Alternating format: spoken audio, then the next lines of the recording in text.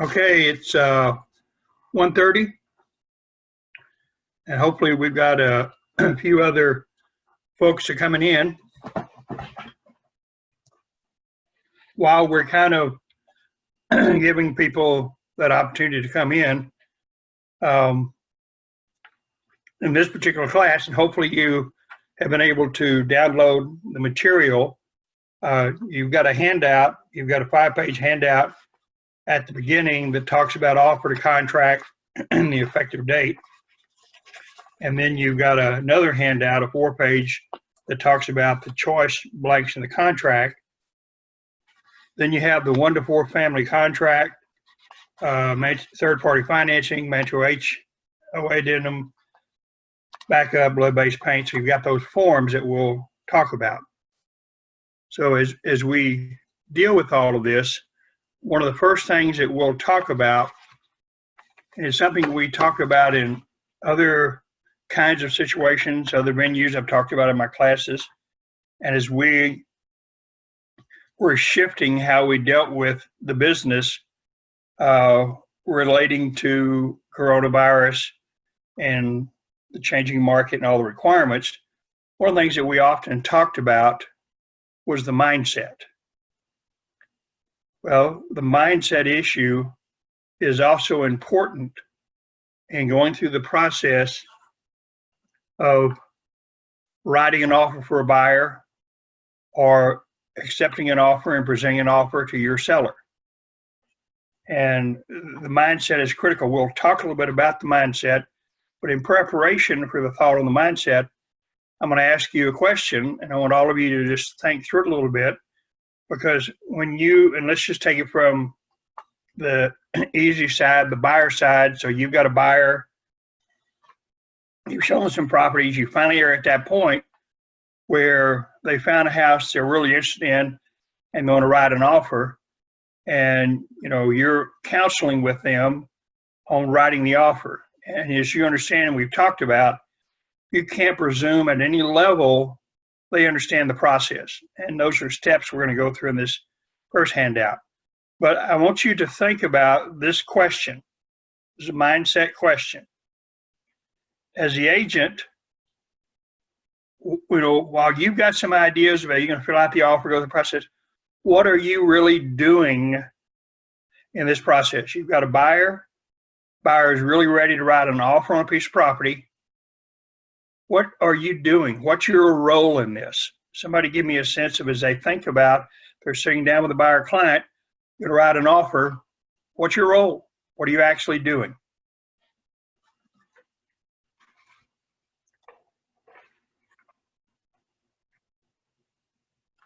And this is a hard part for me, waiting for people to unmute themselves and give me their thoughts.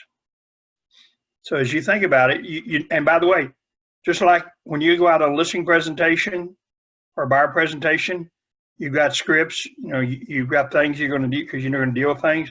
This is the same thing. So while you have some general thoughts, okay, here's kind of my role. What is it? And I see Marcia saying facilitating their wishes. That's an interesting start, Marcia. Let's see if we've got some agreement with this, that's what you're doing, is facilitating their wishes.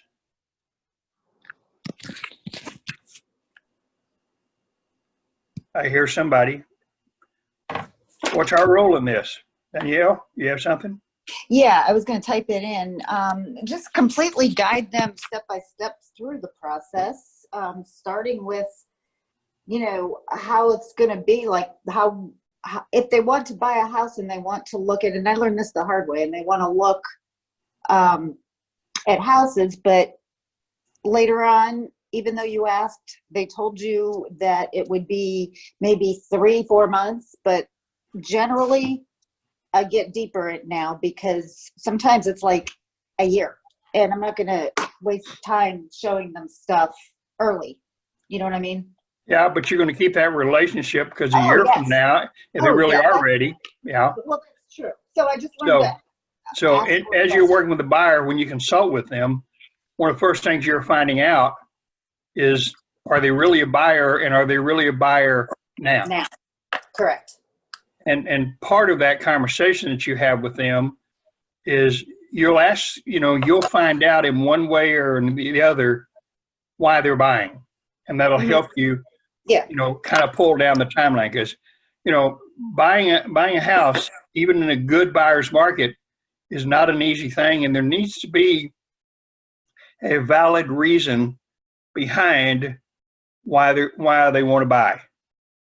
So again, while Marcia kind of has a little bit of a starting point there, you're going to facilitate. When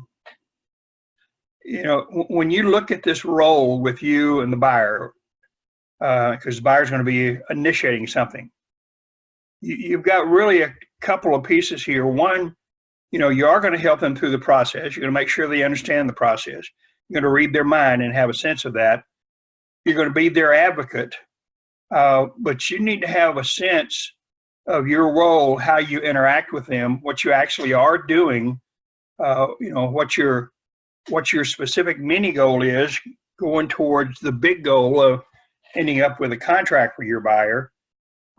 Your role has many layers to it, and you need to have a much a strong sense of their understanding of what you're going to do, what's your role.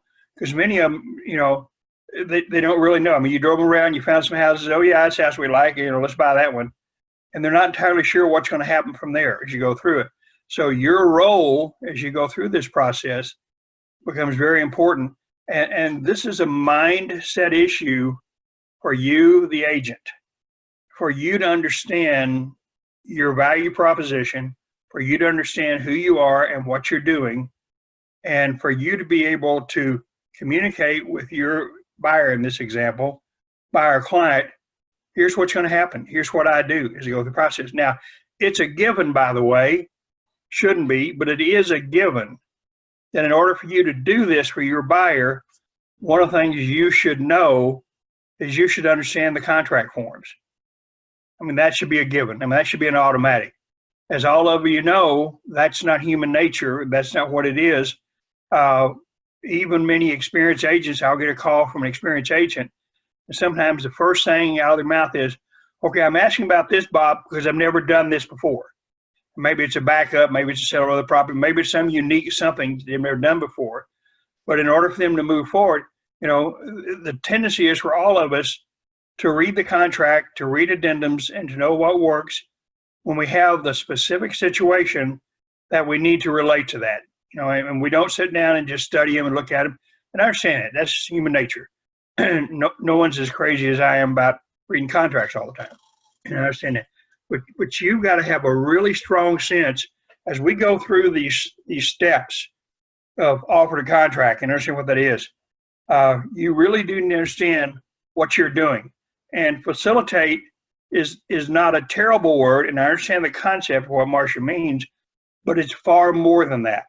You're more than, I'm going to fill in the blanks for your buyer. You're an advocate. You're a communicator. You have fiduciary duties to them. You're going to make sure they understand all their options as you go through the process. One of the things we talk about on the second handout here are the choice blanks, all the blanks that we tendency to have some challenges with, that we need to make sure we understand as agents and our client understands what is that blank all about. And if we end up in a contract with something in that blank, what does that do to them? What promises they just made, what promises the seller just made, they need to understand what that really means. Anything else on your role? I like facilitator, Marcia, and I like, Daniel, what you're talking about. You go through the process, you find out about them. Anything else you want to throw out here? Janet, I can't believe you haven't jumped in and said, Bob, here's what we do. I'm surprised you didn't know. Because, Janet, you always have a good thought about these things. Bob, you're going to Yes, make me ma'am. break my record because my last class, I didn't say a single word, and I thought you'd be so pleased. Well, I felt rejected. I said, what's going on here? She doesn't like me anymore. So what do you think your role is here as you're going through this process of writing an offer and counter offer and trying to get a contract? What's your role? Bring the parties together. Okay. Because if there's not that meeting of the minds, we're not going to have a contract, or will we? No. Okay. So you need to understand your client's situation well enough to know what we can do and to sell the other side on your client's situation, and then get enough good communication from the other side to come back to your buyer and say, okay, here's their thought, and be the advocate for them. So I think that's a good explanation. Anything else? Jeannie, Gary, what do you think? You have something here?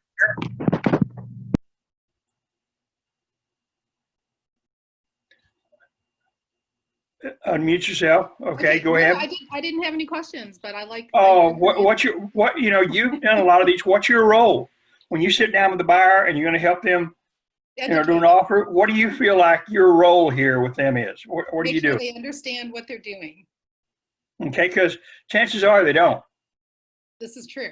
They have some idea based on their sets of experiences, and their sets of experiences, which hopefully you had some questions, got some information, kind of as Danielle talked about earlier.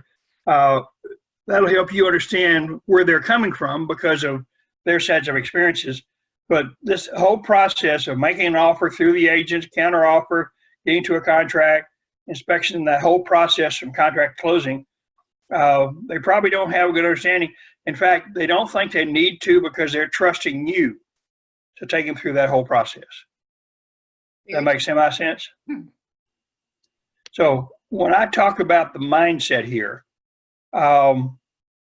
when you first start this process with a buyer to write an offer, or with a seller to help a seller when you're presenting an offer that you receive for the seller, you have in your mind, you have this role and you have this objective. Here's where we want to be. It's an oversimplification of, well, we have the buyer, we want the seller to accept the buyer's offers, and we're in contract, and then we'll buy the house. And that's an oversimplification. As all of you know, and as we look at these steps, there are a lot of variables that we deal with here. There's much more to it than just that. And that's why we need to, based on all of our experiences, continue to learn and go through the process of being able to deal with all these. Does that make semi-sense? This is where you say, yes, Bob. Yes, Bob. Yes, Bob. Okay, good job. So let's look at this first handout, a 5-page handout, offer to contract and the effective date of the contract. Now, at one level, this is the very basic process that we go through. And it's one of those things that, it wouldn't be entirely unreasonable. You say, come on, Bob, I know how to make an offer. I know how to make a counter offer. How hard is this? Why are we wasting time on something that's so simple and so easy that every agent knows what this is? And of course, my answer is, I continue to have questions. I continue to have scenarios in which we don't really have it, because as we look through this and we see our role as the advocate for our client, we've got to understand as we go through these steps, we've got some due diligence that we have to do to make sure we get to that final end result. And if we don't slow down and make sure we do that, we're going to have challenges, because the variables in this offer, counter offer, move finally to a contract process, the variables are endless, because we're dealing with people. And people keep coming up with all kinds of wild and crazy things as you deal with it. So let's look at this first page on the offer to contract. And I've got a step 1, and I've got a step 2, and then as we go, the rest of the handout will go to 3 and beyond. And in the easiest scenario, looking from the buyer standpoint, buyer's going to make an offer. And we're going to presume in this example, buyer and seller each have their own agent. And this whole process is going to take place through the agents. So in this first step, buyer's going to make an offer to the seller using the TREC form through their agent. And it's important to understand when the buyer does this, it's important to understand what they physically are doing. Take this 1 to 4 family contract form. The agent's going to help this be filled out entirely, completed entirely, every box, every blank, everything completed. First 7 pages, initials. Page 8, signatures on the appropriate addenda. Buyer has physically done everything they're required to do. So in the perfect scenario, when this offer is sent over to the seller and the seller just jumps up and down and is all excited, wow, great, great, great, great, we love this, we'll take it. Buyer doesn't have to do anything else. They've already done everything they're going to do. And it's important as you put together this offer that you understand that and your buyer understands that they physically have done everything they're required to do as they go through this process. Because ideally, we'd like for the seller to say, accept our buyer's offer as it's written. So step 2, in our simple scenario, seller receives the offer and he likes everything in it. He accepts it absolutely. We'll talk in a minute about what that actually means. No changes. So the seller's acceptance is really 2 things. One, the seller's going to initial the bottom of the first 7 pages.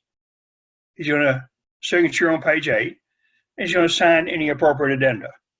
So that's one of the steps that the sellers are going to do. So the buyer has physically done everything they're required to do. Now the seller is doing everything they're required to do. And so at this point in time, we've got a buyer who said, yeah, I'd like to buy your house for $300,000. Here are the terms. Seller says, I'll take it. $300,000 is good. And the seller signs off on everything. Do we have a contract?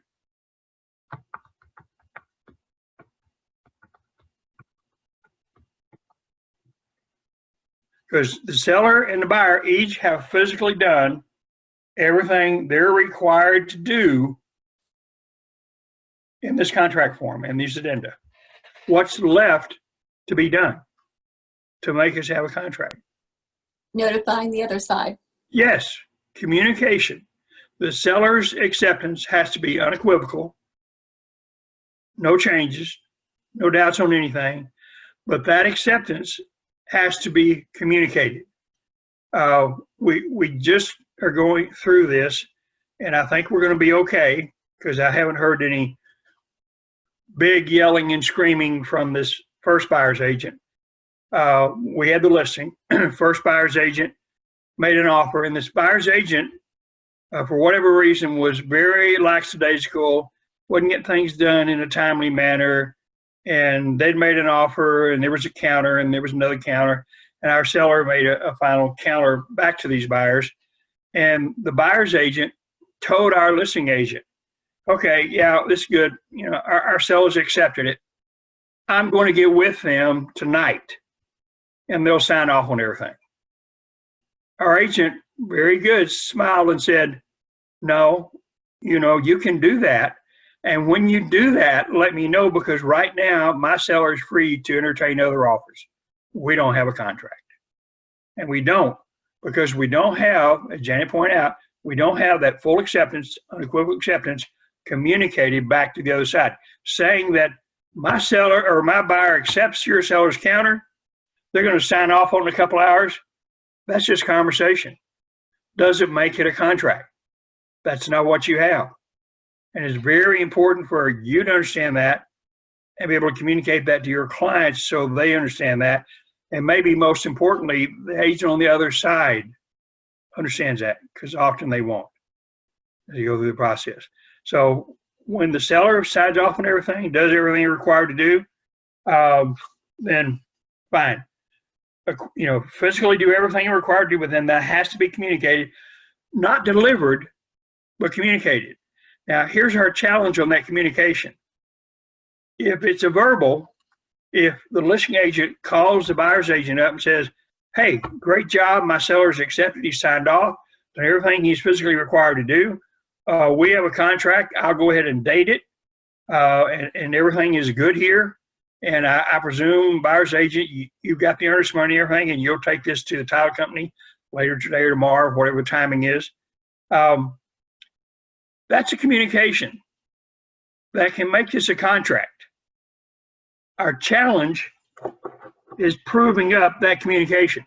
Because if something happens and later the seller gets to thinking about it, Or even worse, another better offer comes in and our seller says, wow, I'd like to entertain that other offer.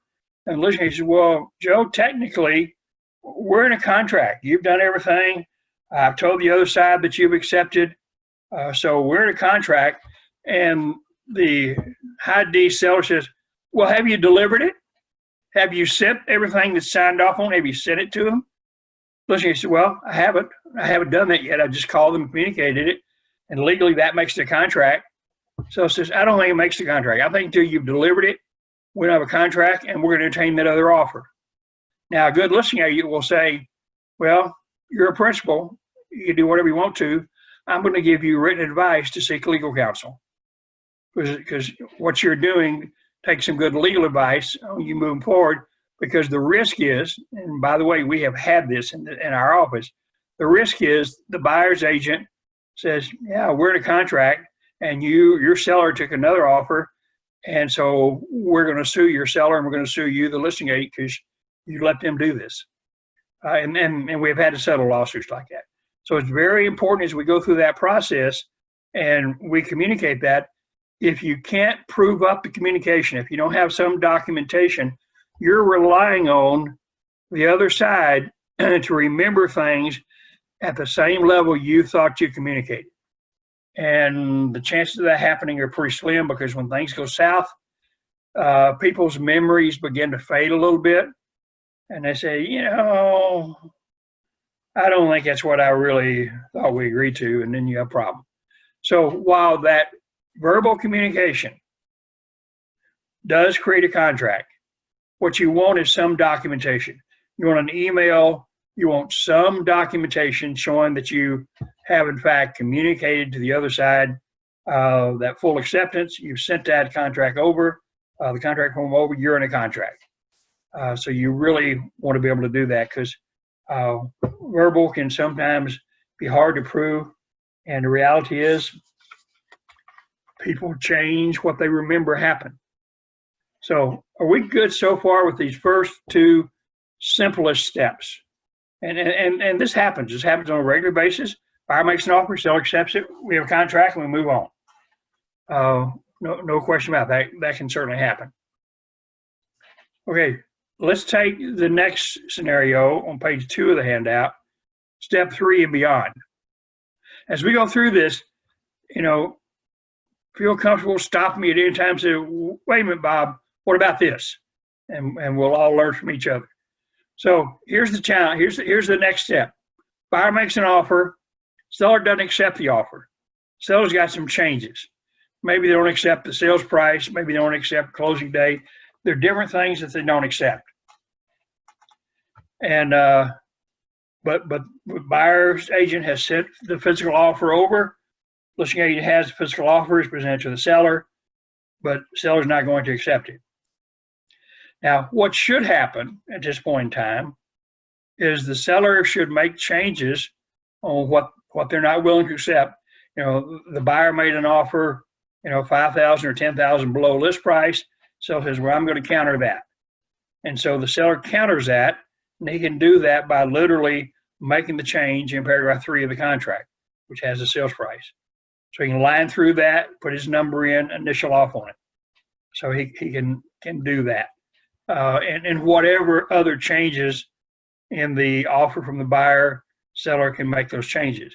Now, that's what should happen. What does happen, though, and it's as much our fault as it is anybody else's, and you don't get to blame it on the other agent because you participated. To save time, everybody encourages everybody to start having a conversation. Maybe an email, maybe a text, maybe just conversation on the phone back and forth to say, hey, let's see if there's any hope here. Let's try to get a little closer. Let's see if, it can be accepted. We're going through one right now. And unfortunately, we've got the seller and a really good agent. Our agent is a very good agent, seller. But the buyer's agent is not as good as he should be. And the buyer's agent keeps wanting to do things in a way, verbal and other kinds of things, that's created some challenges in that we don't have some real good documentation and understanding what the parties have agreed to. And this is going to be a problem in this transaction. And our agent is doing a good job of trying to pull the other agent back and say, in fact, he got me into it in an email that I copied everybody on. It says, from this point forward, everything needs to be documented. We need to have all conversations in an email, worst case scenario, text. We don't want any more phone calls because the agent on the other side has a tendency to get into a circular conversation and you find yourself wasting 20 minutes on a conversation that should have been over in 5. And we've all been in on those kind of conversations. So when we go through this process of buyer's made an offer, seller's not going to accept it, seller's going to counter, if we don't go through this process of keeping this documented and a nice physical back and forth, if we try to shortcut it and say, okay, you know, you got a different closing date, let's talk about that, can we work on that? Let's work on the price a little bit. And by the way, that option period, here's why we felt like we needed 10 days instead of 7 days. And so they start having these conversations. When they do that, they have those conversations, this is when the experience and the personality of the agents come into play. You know what should be done, and sometimes it is such a battle getting the other agent on board with what you know should be done that sometimes you kind of accede to the situation. You kind of say, okay, yeah, let's we do. And what happens is in your conversation back and forth, you inadvertently say something that leads the other side to believe something entirely different than what we really have. I mean, entirely different, to the point that you may have used that terrible phrase that I don't ever want to hear you say. Well, my seller agrees. Don't ever say my seller agrees, because the other side may think, oh, great, we got a contract. We're in good shape now. That's a problem. You don't ever say that. You don't ever say, my seller agrees, or wow, that sounds great, we got a deal. Nothing like that. You've got to keep it so extraordinarily simple back and forth, and to whatever degree you can, try to push that other side to come back and have it in documentation, have it in emails, ideally have it done in the contract forms. You know, what we really want from the buyer side is for the listing agent to get the seller to make whatever changes they're going to make in the contract form and any addenda, initial those changes, and get it back to our buyer. Now, the other thing the seller will do when the seller makes those changes in the form, like in paragraph 3, the sales price, you know, in paragraph 9, the closing date, when the seller makes those change initial, the seller will also go ahead and initial the bottom of the first 7 pages, sign page 8, and sign any appropriate addendum. So that when what the seller's counter is gets back to the buyer, if the buyer says, okay, yeah, I guess, yeah, we'd sure like to have it for $290, but we can accept $295, we can live with that. Then all the buyer has to do at that point in time is initial those changes the seller made. Because remember, the buyer has already initialed the bottom of each page. The buyer's already signed page 8 and appropriate addenda. So the only physical thing the buyer has to do is initial off on those changes if the buyer, in fact, has accepted those changes. Then once the buyer does that, the buyer's agent communicates to the listing agent, says, okay, my buyer has initialed those changes. They've accepted all the changes. As we speak, I have emailed this over to you. We've got a contract. I'm going to go ahead as the agent on the last party to accept the other side's offer. I'm going to go ahead and put an effective date on here, and then I'll get the earnest money to the title company in the appropriate time frame. So at that point in time, we've moved in this offer, counter offer as we go back and forth. So as we think about these steps 3 and beyond, which is can continue, regardless of how many offer, counter offers we have, that's the exact same process. The challenge we get to if we have a lot of offers and counter offers back and forth, what I would encourage you to do is every time there's an offer or counter offer, you take that form and you date it. You date the date and the time that you received this from the other side, the date and the time that your buyer did it, so that if there's any question where we are and what steps we are, you've got that documented so we know what's going on, particularly if somebody wants to withdraw a counter or do something. Because if you've got documentation that your buyer has signed off on everything, the seller, all the seller changes, your buyer signed off on those, initial those changes, and you email those back to the listing agent, and you've got your timing, you do it, and then all of a sudden you get an email from the listing agent saying, oh, my seller has withdrawn their last counter. It'll be really important to look at the date and the time of that. Because if your buyer made their changes and you communicated that buyer's accepting the other side before the seller withdrew the offer, we're in a contract. And so we really need to have a good sense of the timing of exactly when and how that happens. Questions on that? That's a lot of stuff so far. And even though it's very basic, we do have challenges on it. Questions? Brian. Yes, sir. Question regarding the dating. Email sufficient, or did you have another process that you were thinking of? Well, if by email, if you scanned and emailed the actual contract forms, then you're good with that email date. If what you're doing is communicating back to the other side what you've done, and you're not sending you through Command or DocuSign or whatever, the actual form that's been initialed by both parties, then you want to do that. You know, what you'll do as you receive, as you're the buyer's agent and you receive this counter from the seller, when you physically receive that counter, hopefully you've got it on the contract form addenda, is you go ahead and make a quick note. You can do it in pencil or, you know, yellow pen or whatever on the top of that first one. You know, here's the date and the time of that counter offer. So you just got a good sense of the flow, because sometimes it gets hectic. I mean, you got 3 or 4 or 5 back and forth and it can get hectic. And the other thing you've got to watch out for is it gets messy. When it gets to a point where, you know, buyer sent an offer over, seller counter paragraph 3, buyer counter paragraph 3, seller counter back and forth, pretty soon you're looking at paragraph 3 and we don't know what the last date was, what the last price was. At some point in time, you may have to back off and write a whole new offer, clean everything up so we're all clear on what we agreed to.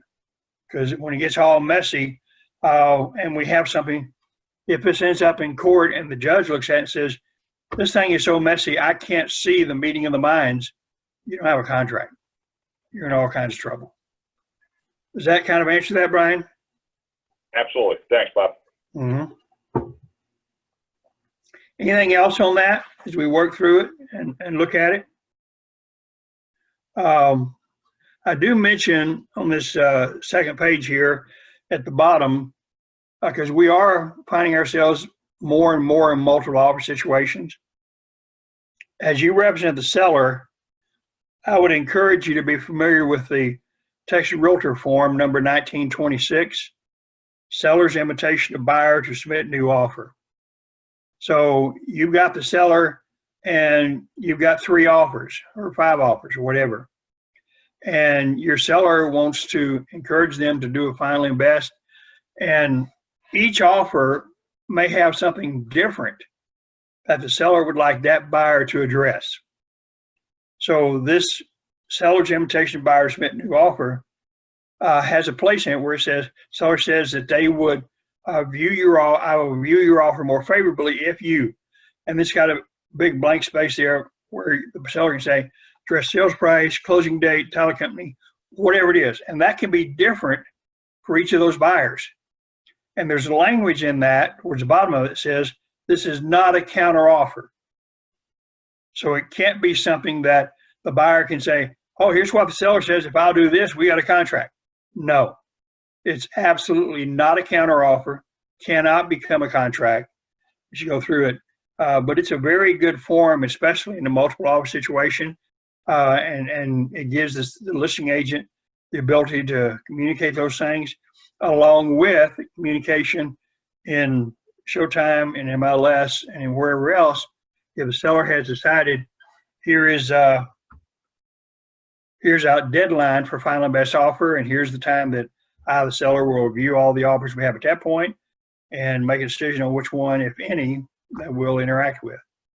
And so this will be is a really effective form to help you do that. Has anybody been using this form?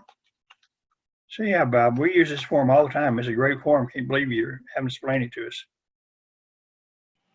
Hey, Bob, we used to use that form when we had a whole bunch of multiple offers. Yeah, yeah. But aren't you seeing us having more multiple offers now? I mean, I'm Personally- seeing. I probably Personally, get. I haven't yet. Okay. Well, you gotta get out and meet more people, Charles. I mean, the reality is, I probably get several calls a week on a multiple offer scenario. So I think it's probably depends on price ranges. And Charles, when you deal with the 2 million plus price range, probably not a lot of multiple offers there. So I would say it's why you probably haven't experienced that. You kind of work through it, but yeah, I think that, and I agree a little bit with what the Mark King, the Vice President of KW, said on our call yesterday afternoon. He thinks when this breaks loose, it's going to break loose big. And when Mike Brody, our OP, said that he thinks, the way things go in June is going to be a gangbuster month. And I think when this thing breaks big, it's going to really create a situation with our current inventory situation that it's going to really create multiple offers. It's going to be one of those things, depending on the price range, where it does, we do find ourselves more and more in that scenario. So you need to be comfortable with this form and be able to make use of it and work through that process and be able to deal with it. Now, there's another point I want to make on the offer counter offer. And we talked about this a little bit, top page 3. When a buyer makes an offer and the seller counters that offer, and let's say they do it right, they do it ideally correctly in writing, they make changes on the contract form and sends that back to the buyer's agent. At that point in time, that counter is a rejection of the buyer's offer, and that buyer's offer is now void. It legally no longer exists. The buyer is now free to not deal with this seller at all and go buy a different house. So the seller's risk when they counter is that they may never hear from this buyer again. Now, that's not a reason to accept an offer that's not otherwise acceptable. But the seller needs to understand, what this does is this buyer is no longer in any way held responsible for anything with your seller. And by the way, the same thing is true when the seller makes those changes and sends it back to the buyer, and the buyer doesn't accept all those changes, and the buyer says, well, you're closer on the price, but not exactly, so we're going to change that and put a different number in.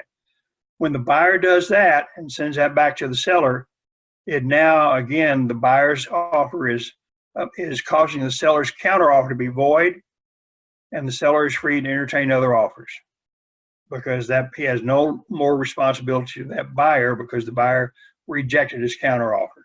And it's important to keep that principle in mind and work through it. Now, I don't have a problem, in spite of the fact that it's a very valid legal principle. I don't have a problem that when the buyer rejects the seller's counter and sends a new counter back to the seller, and now the seller is considering another offer that he may end up countering into a contract with another buyer. I don't have a problem with going ahead and sending a withdrawal of offer form. I know that's belts and suspenders, but there's no downside to doing that. It's just making it absolutely clear this first buyer is, hey, you screwed up. You didn't notice that this is a really hot piece of property, and we got a line out the door of people who say, yeah, if these first foolish people decide not to buy it, here we are, we'll buy it. You should work through that. So you need to understand what happens every time a counter offer is made from either side, what it does. You should work through that. Questions on any of that? Now, I do give you an example here of some scenarios. It's kind of basically what we just talked about. The only other thing that I want to add is that when the seller is going to counter the buyer's original offer, he can do it, as I explained in my example, make the change in paragraph 3, make the change in paragraph 9, put the new information initially. He can do that. Or the seller can counter by doing a whole new contract form and putting everything in it. So the seller, if he feels like there are too many changes here. It can be confusing. I want to be clear. So the seller then takes a whole new contract form and any appropriate addenda. He completes that and he signs off on it as he goes through the process. And now when he's done that, the seller initials and signs everything on that. But at this point in time, we don't have anything initialed or signed by the buyer. So this is just like the original offering process. So the seller is making this offer back to the buyer on a brand new contract form. And there's no magic of which way is better. It just depends a lot on how many changes and what's going on and how convenient it is to do a new contract form. If it's not really convenient and you've got some real logistic challenges, then maybe doing it on the same form back and forth is okay, as long as it doesn't get so messy that we're not sure what we agreed to. Questions on that? We look through that. Comments, anything? This is the hard part for me, to wait for people to unmute themselves and think about it and say, well, Bob, Yeah, here- Bob, I have a question. Yes, question. ma'am. Okay. So can you come back over that again one more time about, so a buyer makes an offer to the seller. Yep. Uh-huh. The seller counters the offer. So Yeah. when the seller counters the offer, they're initialing that they're countering. So they send it Well, back to the buyer. so good question. In Texas, we don't have offer counter offer forms. Some states do. We don't in Texas. So when the seller counters a buyer's offer, let's just presume, keep it simple, he's doing it on that same form. What the seller does, he gets this offer from the buyer and he changes the sales price. And maybe that's the only thing he changes. The seller then, to make this an effective counter back to the buyer, will initial the bottom of the first 7 pages, sign page 8, complete and sign any appropriate addenda, and sends that back to the buyer. Now, when the seller does this, remember, he's voided the buyer's original offer. Buyer has no more responsibility to that seller. But the way the seller does it is not only initials the changes he makes, he also initials the bottom of every page and signs page 8. So ideally, when the seller sends this back to the buyer finally gets some wisdom and say, yeah, okay, yeah, we'll do that. And remember, all the buyer has to do then is initial the seller's changes. The buyer in the original offer has already initial bottom of each 7 pages, sign page 8, signs addendum. So he doesn't have to do any of that again. All he's got to do is approve the changes that the seller made in whatever paragraphs he made it. Does that kind of answer that, Connie? Yes, except for, so multiple offer situations. So then let's say now it's in the buyer's court. Okay. But the buyer is, not realizing how hot this property is, and they haven't gotten back to the seller. Meantime, another buyer comes along and wants to make a better offer. Can the seller take the better offer? Okay, great question. The seller has made a counter offer. That's a live, active offer to a buyer that can be accepted literally any second, and that's communicated to sellers in a contract. So if the seller wants to entertain another offer, before he does that, he has to withdraw that first counter. And there's a form for that. There's a form. We have a form. Texas Realtors has a form, withdrawing an offer. Because if the seller doesn't do it, if the seller ends up working this other offer, ends up on that contract, and this first buyer that was taking their sweet time all of a sudden agrees to the changes the seller made, initials them, and then communicates that to the listing agent, and the seller hadn't withdrawn their counteroffer, seller's now in 2 contracts with 2 different buyers. Okay, yeah.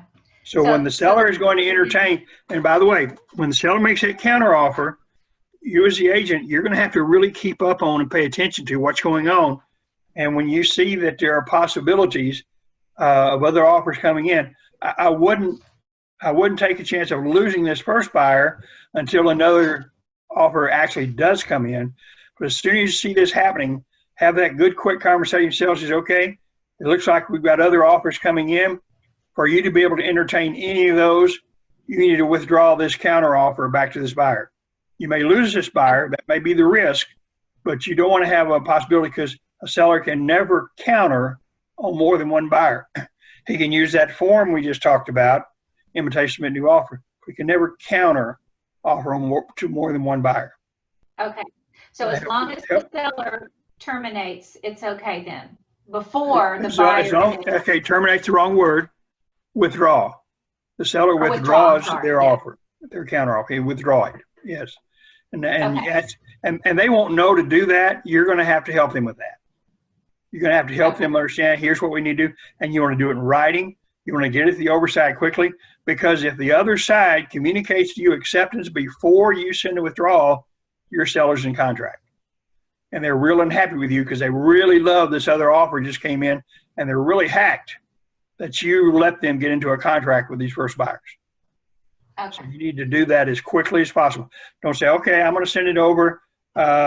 These other people don't seem like they're doing things in a timely manner. I've got to go have lunch first, and I got to have a nap, and so I'll get that done later this afternoon. And it may be too late, and then you got some real problems. Got it. Okay, that is perfect. That's exactly what I needed. Thank you. Okay, you're very, very welcome. Absolutely. I'm happy to help you out with that. So everybody should be somewhat comfortable going through this. One of the points I want to make on this process is essentially the first two steps. And once we have already counter offers, just repeat it. It's the same thing over again. What you've got to look out for are the variables. And the variables are when the agents on the other side, decide to try to do things verbally. The other variable, and we certainly have this happen. You'll probably have it happen to you. You know the rules, and you're not going to get into those verbals with the other agent. And then you get to call from your seller and say, you know what, I really enjoyed meeting the buyers. What? Yeah, they came by yesterday, and we talked a lot about what it is we want to do. What? And all of a sudden, you find yourself in a whole new ball game because your seller has interacted directly with the buyer, and that happens. And we don't control the principals. They see what they want to do. Tish, you have a comment? No, I'm sorry, I don't. That's okay. Don't be sorry. You're good. So we have all those things that happen. What principals do, sometimes your seller decides to call the buyer up. They've got that information. And so we have to really stay on top of dealing with all that. It's all those variables that are the true test. We've got the mindset. We've got the basic concept. We've got the principle. What we're dealing now with, how do we address that in the midst of all these variables? Because, Can I yes, ask you a ma'am. question? Yes, Jeannie? Are we still not allowed to put a deadline for a response? Is that practicing law? Because sometimes So what you're talking about is in paragraph 11 special provisions. yes. Let's say you've got the buyer, and your buyer wants to say this offer to be responded to, accepted, or whatever by 5 p.m. On Friday, or it's void. That's the kind of thing you're talking about. Correct. Okay, we don't think that's practicing law, although not all the attorneys out there agree with that. We think it's more of a business detail, and we think our client can say, yeah, here's what I'm going to do. And the concept of it is you're doing that to not have to go through the process of withdrawing the offer. And that's the basic concept. Well, there are a couple of challenges, and let's just use the example. Buyer's going to make an offer. He says to the seller, says, we need for you to accept this by 5 p.m. tomorrow. Couple things happen. One, the seller thinks, well, I have till 5 p.m. tomorrow to respond.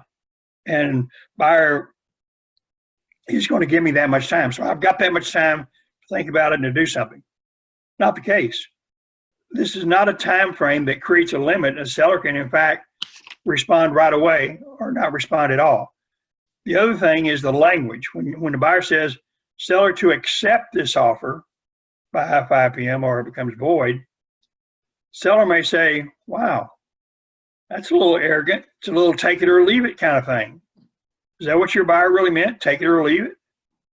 No room. You don't want any kind of counter. You don't want any flexibility here, or wow, that's not good. May not be what the buyer meant to say. And it may not be how the seller perceives it, but I have seen sellers say, wow, that's kind of a take it or leave it thing. The other language that I often see is buyer says, seller to respond to this offer by 5 p.m., whatever the day is. Your challenge here is what the buyer has really said to the seller, or may have said to the seller, is, seller, please, whatever you do, don't accept this offer. I expect us to negotiate, and I'll pay more. Because I didn't ask for you to accept it. I just asked for you to respond. So I've offered 300, and I expect you to respond with something, and maybe you'll come back and respond with 310 on this 340 list, But I expect us to negotiate. We'll end up at some better price.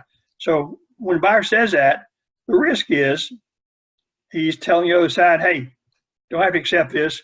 We'll negotiate. I'll pay more.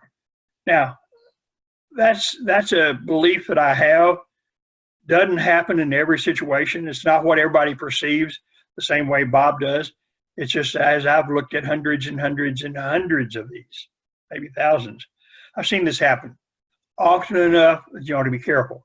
Now, what the buyer can say, what the buyer's really doing is they're saying, I'd like to encourage the seller to give us some kind of response, and here's a timeline. What the buyer should have in that timeline, the only real reason in my mind for a buyer to have a timeline is they really do have a tight timeline situation. Maybe they're in town, it's a relocation situation, they've got to make a decision this weekend, and they've narrowed it down to 3 houses, and they need to know if there's any possibility at all in this house. That's their first preference. But if there's no hope at all here, they've got to move on to the next one. So they may be saying to the seller with valid reason, you know what, we really didn't need to know, and we need to know by 5 o'clock this afternoon, or we're going to move over to the second house. So that's a valid reason. I don't think it's a valid reason to put that in paragraph 11 just to not have to withdraw an offer. The agent should be on top of the transaction, and we have a situation where we need to withdraw an offer. We can do it. We got our own form. Terry Roll has it. And on the buyer side, there's minimal risk. The risk is bigger on the seller side with a counteroffer. So you really, as an agent listening, you really have to be on top of that, because the seller could find themselves in a contract that they didn't want to be in. On the buyers, the maximum risk the buyer has if they're in a contract they don't want to be in is their option fee. That's their total maximum worst case scenario. So I understand the doing of that. I don't think it's bad, and I absolutely understand that not everybody's going to read into it like I do, because I'm kind of goofy like that, but that's just how that is. But I'm not a big fan of putting that in there, because what do you really mean by it? And by the way, if you don't have language that if it's not accepted or responded to by such and such, or this offer is null and void, if you don't have that language, there's no impact on the offer. And the offer can be accepted at any point in time. Mm-hmm. The other little challenge you got, and let's just say we've got in there 5 p.m. on June the 5th, which is tomorrow. If you put that in there, say, it's offered to be accepted by 5 p.m. June 5th, or it's offered is void, and something happens and you don't actually get something back. You do get something back from the seller 6 o'clock tomorrow. Can that be a contract? Mm-hmm. Can the seller respond to an offer that the buyer's already said, well, it's null and void, it's after 5 o'clock, it's not valid anymore, it's not even legal?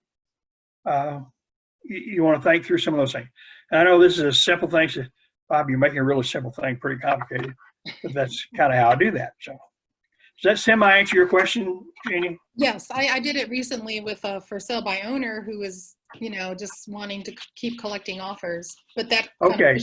But it was a counter. That's a great example. I'm glad you brought up for sale by owner side. Mm-hmm. For sale by owner and builders both. I think that in a situation like that, you could view it a little differently, because if you do have a situation where you feel like, this for sale by owner is just shopping offers and trying to pull all people in, and you put a timeline, this may create just enough sense of urgency that it causes that for sale by owner to react to your buyer's offer over other ones. Mm-hmm. So in a case like that, that may be a valid strategy with a for sale by owner that might make good sense. So in that scenario, I think it makes more sense than in the normal scenario where you've got a listing agent and a seller and so forth. Okay. So that's a good example of doing that. I felt guilty doing it, Bob, but I did. What did you put, accept, or what'd you put, accept or respond? What'd you put in there? I put respond. Okay. Respond. Yeah. And you had an action that if it wasn't responded by such and such is void. Yeah. Okay. And you did that after significant consultation with your buyer. Yes, and it was actually a counter offer. So that's why we were pushing him a little bit, because we knew he had other offers. Yeah. So you read the situation, you made a judgment call, and you said to your buyer, says, we need to get this guy off of Dead Central, Mhm. get him to take some kind of action. Yep. I think under those circumstances, that's not a terrible situation. Okay. Agreed. Thank you. Mm-hmm. Now, okay, so let's go to page 5 of this first handout where it talks about the effect. Yes, question. Can I just interrupt real quickly? Just Sure. changing the scenario a bit, instead of putting it in paragraph 11, putting it in an email. Please let us know if client accepts the offer by 5 p.m. on a date, which if it's not accepted by then, that would then trigger the withdrawal of offer. Yeah, okay, so you bring up an interesting point. First of all, we know anything in outside of the offer and the contract form, not enforceable. What you're really doing with an email, and probably the language you would use, is the buyer needs for the seller to respond by such a, we encourage the seller to do this by such and such, and maybe even an email, here are the reasons, and put the consequences in. It's really not enforceable consequences because it's coming from the agent who can't bind the principal to anything. There's language in there. If the buyers communicate to me, if they don't receive a response by 5 p.m., June the 5th, then the buyer will instruct me to withdraw their offer. That way the other side knows, here's the reason, here's the consequences. If you don't do this by such and such time frame, here's what's really going on. So as long as you have the proper language in there and your client understands, nothing is in this enforceable. Remember also in this offering process, and this is an important principle in the whole offering process, nothing in an offer can require anything of the other side. All you can do is make a request. The only consequence in any offer, the only thing that can be affected is the offer itself. The language of an offer can be such that if something isn't done within such time frame, this offer is hereby withdrawn, or this offer is void. You can create consequence for the offer, but you can't make the other side do anything because it's an offer. It's only once the parties are in a contract. At that point in time, the parties are now, responsible to perform according to the terms they've agreed to in the contract. But an offering process can't make anybody do anything. And we need to be comfortable with, maybe comfort is too strong a word, but we do need to be comfortable with that. Questions on that? We good? Thanks for the language, Bob. You're welcome. So the effective date of the contract on page 5. We've talked about this a number of times. We just need to remind ourselves, once we go back and forth, and we've just talked about the process, whoever the agent is, either side, listing agent, buyer's agent, whoever has the principal, the party who fully accepted the other side's offer, unequivocal acceptance, initial off, signed off, that was communicated. And so that may be the buyer's agent where the buyer accepts the seller's counter. It may be the listing agent where the seller accepted the buyer's offer or counter. Whoever it is, that person on page 8 needs to put the effective date in there. Now, this sometimes gets missed because page 8's kind of done with. We've already completed the option period. Parties have already signed, buyer and seller both have already signed page 8. So we tend to be addressing other pages. We kind of forget about page 8. But whichever side has that agent, that principal, the last unequivocal acceptance, needs to date it. It's interesting, the thought that I had by title companies has been expanded a little bit. I always thought that, somewhere between 10 and 15% of the executed contract sitting in the title company don't have an effective date. And I thought I was kind of, having too high a number. I've had title companies say, Bob, it's really 15 to 20%. It's amazing how often it happens for a lot of different reasons. Now, first thing we've got to understand, no effective date does not mean no contract. We still have a valid binding contract. What we have is a potential dispute over any timeline that is tied to the effective date of the contract. Not all timelines are tied to the effective date, but you'll see on the same page the ones that are tied to the effective date of the contract. And if we don't have an effective date, for example, the option period, buyer and seller agree to a 10-day option period, and the option period is tied to the effective date of the contract. And it's going to be 10 days, the first day being the day after the effective date. We don't know when that 10th day is because we don't know when it began. And the title company, when they find, say, oh, what date is this? We're going to call the agents to get this resolved so everybody is now in agreement. Here's the effective date. And the two agents really need to be reasonable in coming together and working this out, because the buyer's agent wants to make sure that we don't have this first date. I mean, we may be 2 or 3 days into the deal, and they want to have a first date in here that's earlier than the buyer thinks it was a contract, and that's going to eat up part of the buyer's option period. So we need to make sure both sides agree to what the effective date is, and we send out instructions from the two clients to their agents to the title company saying, here's the effective date.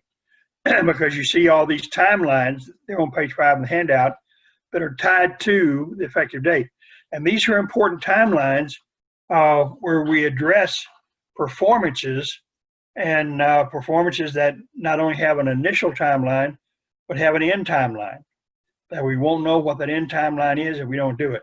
So as we look at these particular items, they're on page 5, the ones that are in the contract itself, we've already talked about the option period.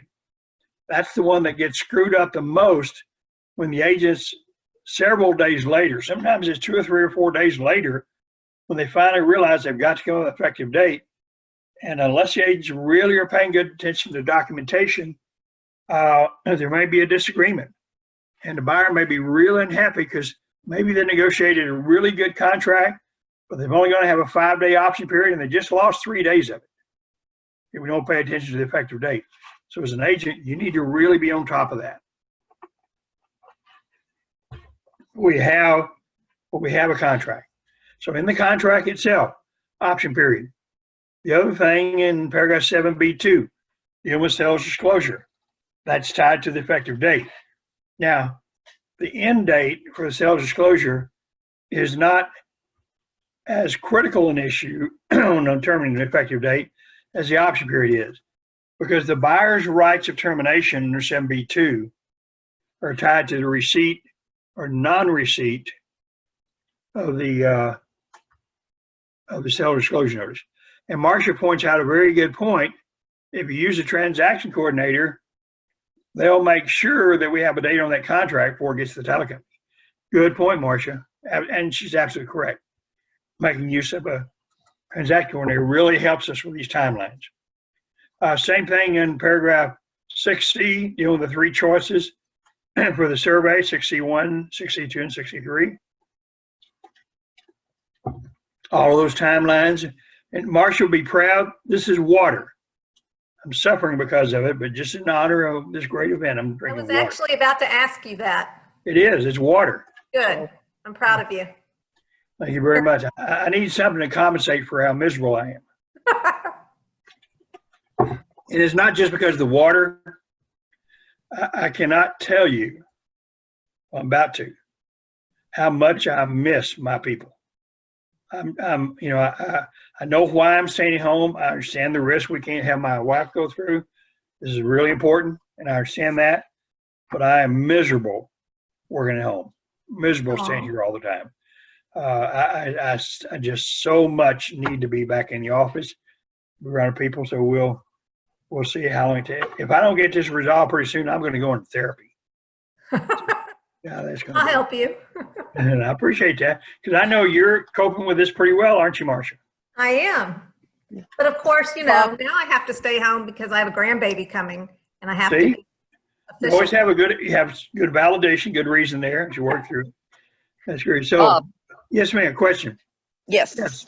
I had the buyer side of the deal, and we submitted an offer, and the seller countered, and my buyers agreed with everything, but it was late in the day, early evening when we agreed to it, and I just needed to send back to my buyers for them to initial in order to be able to execute it.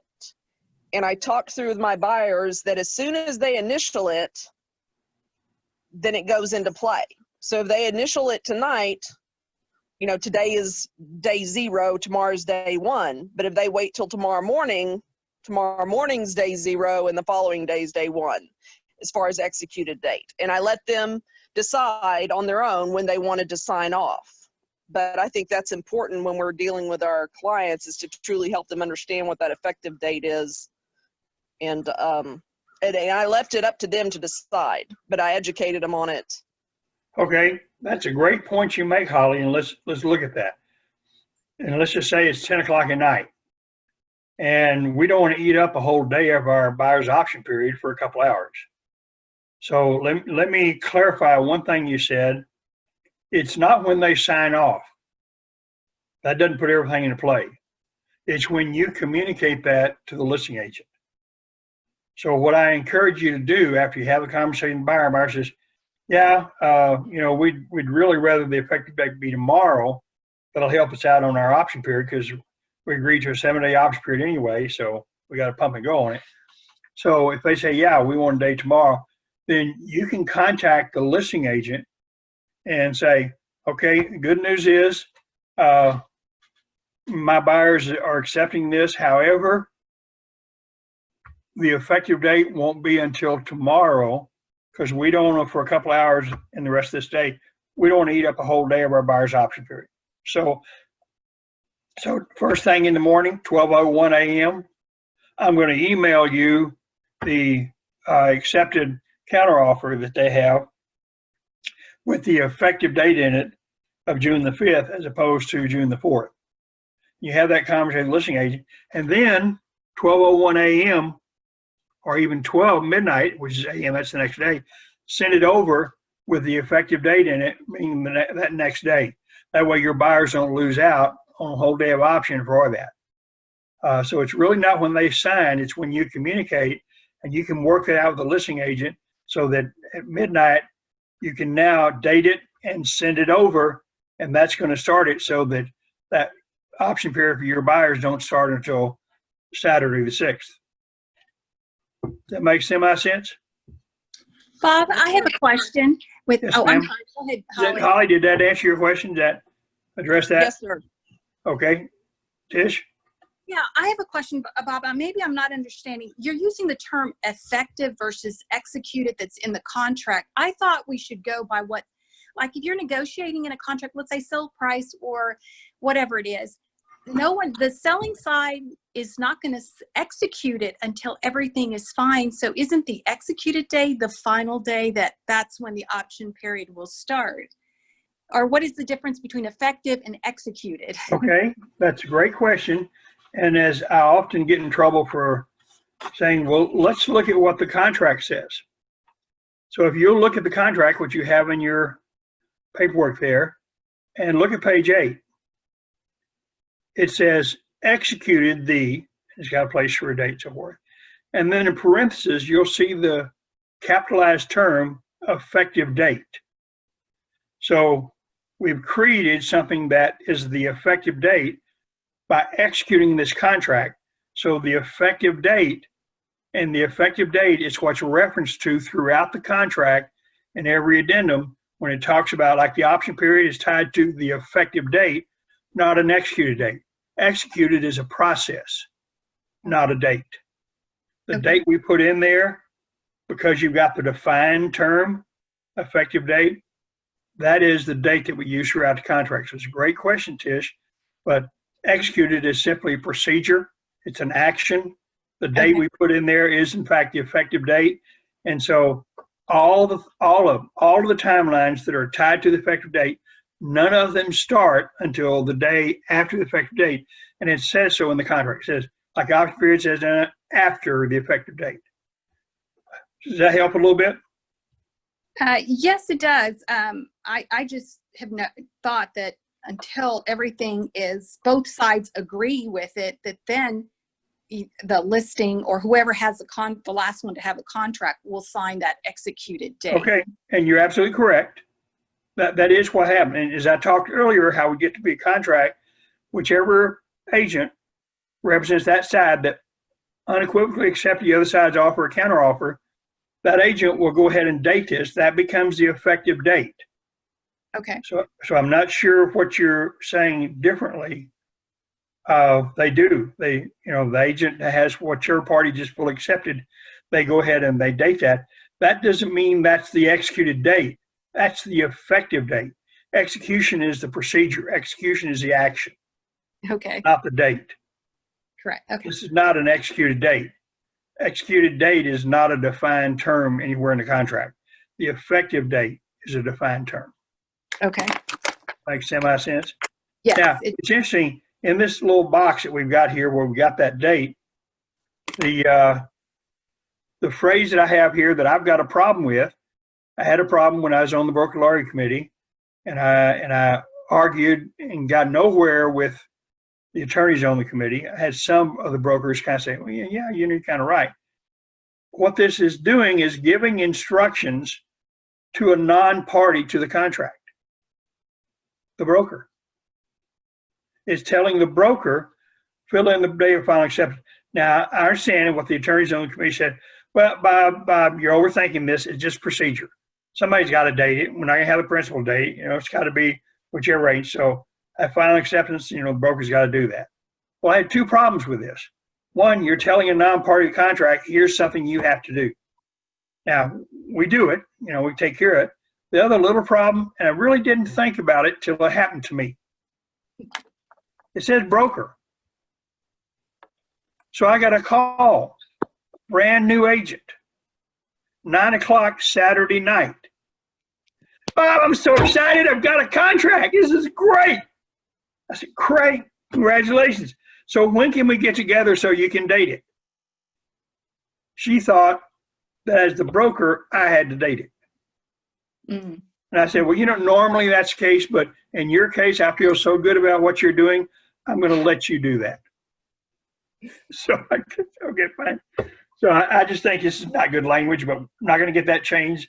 Didn't get it changed when I was on the committee. Not going to get changed from then as we work through it.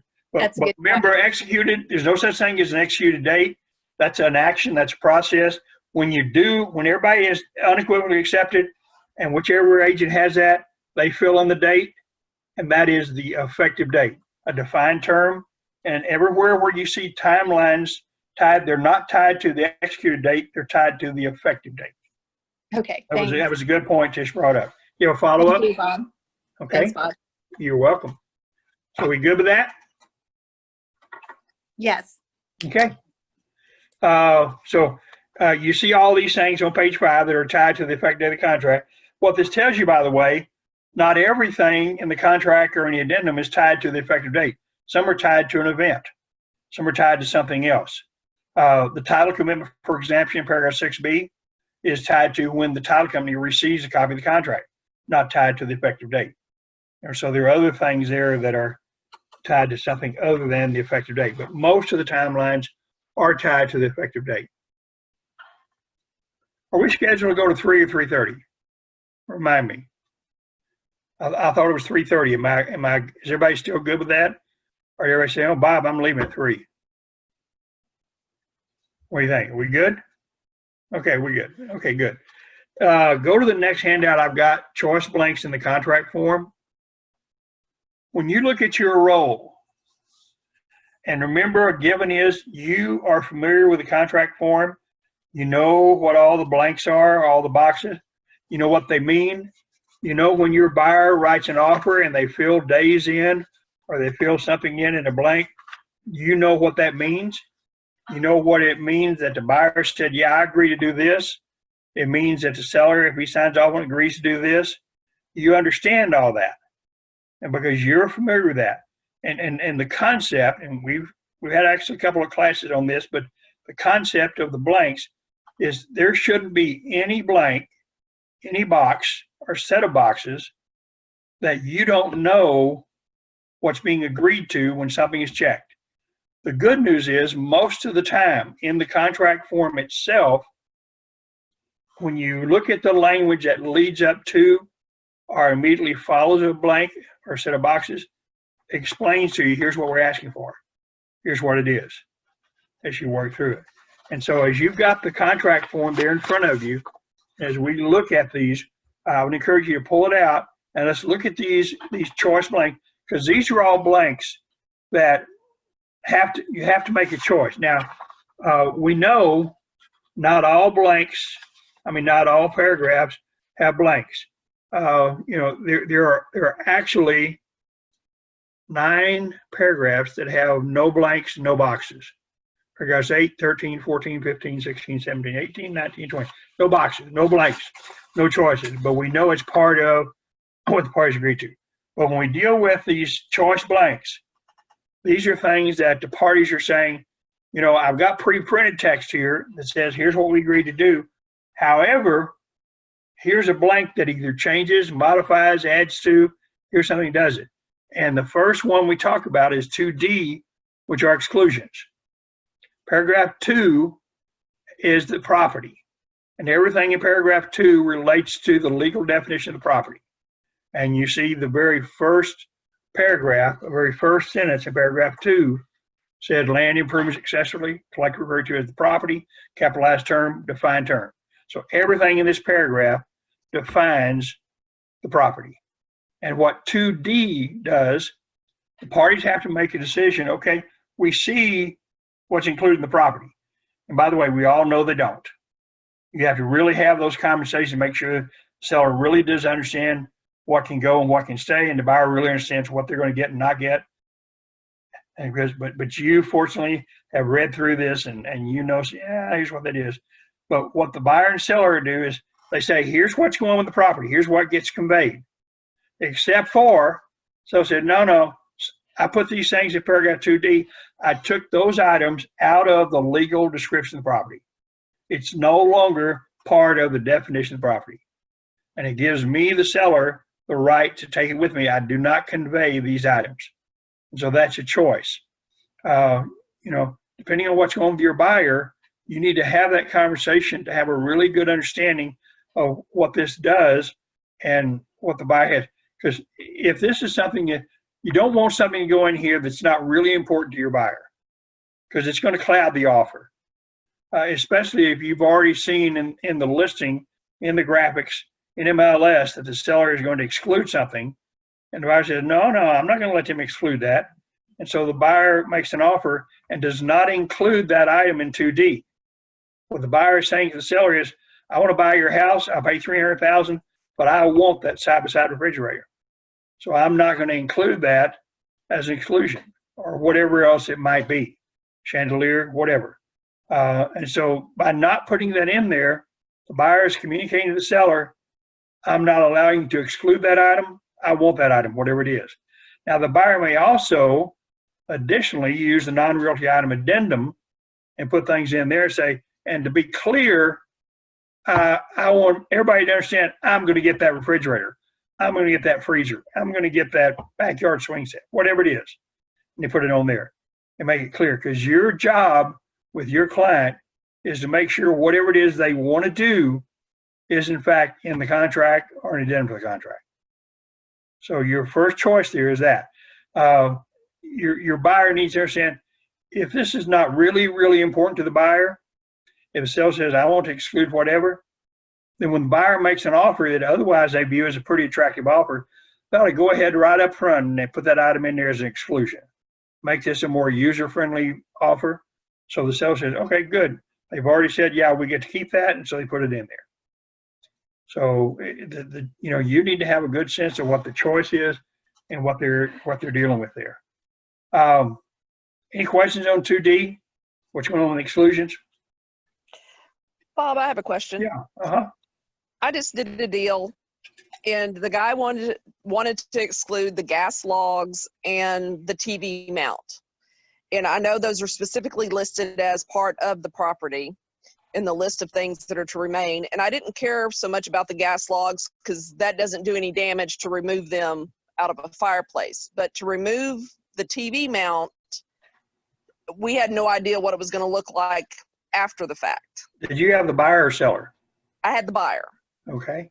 So the additional language, when you allow the seller to exclude and to keep these items, the buyer would have additional language, and we treat it as a business detail. You can put in paragraph 11, seller to repair to whatever degree possible you know, when you take the TV mounts off, sell to repair it. Now, here's the risk your buyer needs to understand. Even if the seller agrees to repair it, says, you know, okay, these holes, we'll plug up the holes and we'll paint over. The chances of that matching the rest of the wall, you know, probably won't happen. So the buyer's got to say, yeah, I can live with the risk. I'm not going to make him repaint the whole room, but I want to have this done. In fact, the buyer may even say, I want the seller to pay for it, and I'm going to have my own people do it. But you're right. When the buyer looks at something like that, he needs to look at additionally what damage the seller may cause to the property when the seller does it. Because one of the things we need to understand, with one exception, and the exception are load-bearing walls. With one exception, the seller can exclude anything. Anything. We had the buyer and the seller excluded the fireplace. He had stones from the old country for the fronting of the fireplace, and he said, we're going to take that with us. Now, as it turns out, our agent had a buyer who was an interior designer and hated fireplaces. Didn't use them, didn't like them, says, screws up a whole wall, and I don't want a fireplace. And in his price range, what he's buying, all the houses had fireplaces. So when the seller said, you know, we're going to take it with us, and so the seller said, the only question we have is, you want us to leave a hole there so you can put a fireplace in, or you don't want us to, you know, close it up? He said, I'll close it up, and I'll paint it and do whatever I want to it. So it worked everywhere. Now, the interior of the fireplace was still there. You know, the chimney and all that stuff was still there, but they took all the stones, they took all the things fronting of the fireplace. So anything seller wants to take with them, he can take. There's almost no exception. Most of the time, it's going to be things like chandeliers and TVs and refrigerators and things like that. But we have some people out there that have really odd situations, and the things they'll do can go crazy. So, question on exclusions, anything else? Now, the next choice here, and we say, yeah, boy, that's a big one, is the sales price. And the sales price is a really important communication, and that's paragraph 3. But there's really only one really, truly important paragraph in 3, and that's 3C. 3A and 3B are just information. Doesn't really require anything of the buyer. When the buyer says to the seller, paragraph 3C, you know, I'll pay $300,000 for the property, and then in 3A he says, and you know, I'm going to go ahead and put 20% down, so I'll put $60,000 down, and if I can find somebody who'll loan me $240,000, then I'll pay $300,000. That's just information. If the buyer changes their mind and decides, you know what, I'm going to pay cash, or I'm going to only put 10% down, buyer can do all of that and doesn't need any agreement with the seller to do it. Now, the challenge from the seller side is the seller may accept one offer over another offer because of the financing, because of the down payment. The seller may view this buyer with a large down payment as being a better buyer than this buyer over here with a smaller down payment. You would encourage them, say, you know what, that's not necessarily true. It may be that this buyer has to put a large down payment to have any chance of getting a loan. This is a little bit of a risky buyer.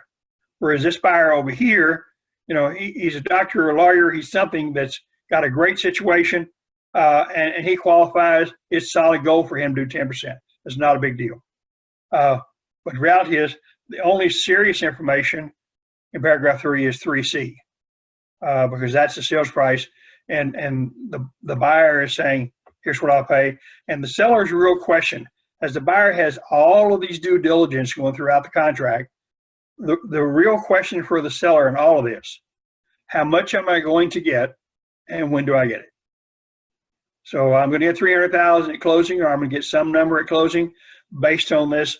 This is how much the buyer is going to come. He's going to bring $300,000 to me, and we'll see in paragraph 9B1 and 9B2 some situation where the seller says in 9B1 he's going to issue a general warranty deed. 9B2, the buyer's going to bring good funds except for the escrow agent. So all those are dealt with. So paragraph 3 is one of those things. Now, the challenge we have with paragraph 3 with the sales price, and this is where we have to bring in third-party information, expert information. You're working with your buyer, and you're the one that knows the market. You're the one that has a sense. You've done your CMA. You know what the comps are. and you also have read your buyer's mind, and you know how important this number can be. And especially, you'll remember this is the third offer the buyer's made on houses, and frankly, they're about to panic because they keep losing deals. And the reason they keep losing deals is because they're making offers below the list price. And so you now say, okay, here's a factor we need to consider. We come up with an offer now. You're not going to be the only offer. Right now, you're the only offer, but that doesn't mean tomorrow you're going to be the only offer. And if you don't, work with what the seller situation is, you're not going to get the deal. So you really have to help your buyer with that third-party influence, CMA, and help them work through the process. And the way you do that's important, because if you're not careful how you do that, the buyer begins to see you slip over to the seller side. Oh, I see you're trying to get the seller a really good price. I know, Bob, that's for two reasons. One, you really like seller. Oh, I could tell you like the seller. You want to get them a really good deal. Second, you make more money at a higher price, don't you? Yeah, you get a bigger commission in it. If we pay $330, rent $300, you make more money, don't you? Yeah. So you have to be careful as you help advise your client going through the process. That, hey, I'm your advocate. I'm just helping you decide, helping you know. Here's how a seller in this market with this property how they're going to view an offer at this number as we kind of move forward from that. So you just got to be able to do that. Everybody good with that? Questions on the sales price? Now, the earnest money issue, when you're writing an offer for your buyer, and you're going to have conversations, you're going to deal with what's going on the other side about which title company it's going to be. In paragraph 6, and talk about which party, but the amount of the earnest money. And part of it is going to come down to your buyer circumstances. And one of the things that we know, it's not universal, and we never know on any specific sellers, but many sellers will view the amount of the earnest money as showing how serious this buyer is. And so if your buyer is going to make an offer on a $300,000 piece of property, there's going to be an expectation in this market that the earnest money is somewhere around that $3,000 range. If the buyer is going to just put $1,000 up for earnest money on a $300,000 sale, that's going to work probably for most sellers against them. And so you need to have that conversation about what's going to be reasonable, what's typical, what's expected as you work through the situation. Especially if your buyer is making a cash offer, he's going to close in a couple of weeks, and he's not going to put up very much earnest money. That kind of creates a question in the mind of the seller. Says, okay, you're going to pay me $300,000, you're going to close in a couple of weeks, and you've only got $1,000 now. Where's the rest of the money? You pay cash a couple of weeks. Are you going to go do some overtime or something? Where's the money coming from? So a really good amount. And now your buyer doesn't want to go crazy on the amount of the earnest money, although a much larger earnest money can impress a seller over another offer that has a lower amount of earnest money. So as you work through that, the earnest money becomes an important issue. Y'all having any issues or questions on earnest money out there and what you're dealing with? No. Okay, so when your buyer writes that $5,000 check made to the order of the title company, and they smile when they say, okay, if I don't get my loan, I get this back, right? Or if the inspection doesn't come out right, I can terminate, I get this back, right? You need to make sure, and you need to keep an eye on what your client is thinking and help them understand there are 3 factors in the release of earnest money. And we're not any of the 3 factors. The first factor is, what does the contract say? And the contract may almost certainly say, buyer terminates, gets earnest money back. Second, the actions of the parties. The buyer may terminate under buyer approval and third-party financing addendum, and the seller said, you know what? The only reason I accepted your offer is you told us how solid gold you were, and now you're telling us no. We think that you have just strung us out on this deal, cost us valuable time in the marketplace. Not only are we not going to sign a release for earnest money, we're going to sue you. So the actions of the parties, but the third most important is who has the earnest money, and that's the title company. If the policy of the title company, the third factor is, we're not going to release earnest money until everybody signs off on a release, that money's not going anywhere. And our client needs to understand we have no control over the release of the earnest money. It's going to be based on those three factors. But agree to what you go through the process and really explain that is really going to come down to how concerned your buyer is about that and what kind of situation you've got. You'll know there are certain types of things that there's rarely an issue with termination. Option period being one of them, sales disclosure being another, HOH being another. But the financing issue, buyer approval financing, is not as strong a situation. And you may have challenges from the other side when you terminate on that basis. So you need to have a little bit of a sense on that. Questions on the earnest money? We good with that? Everybody good with how we're calculating the timing for the earnest money, when it needs to be there and getting there and all that? Okay. The next kind of choice we're dealing with here is dealing with 6A.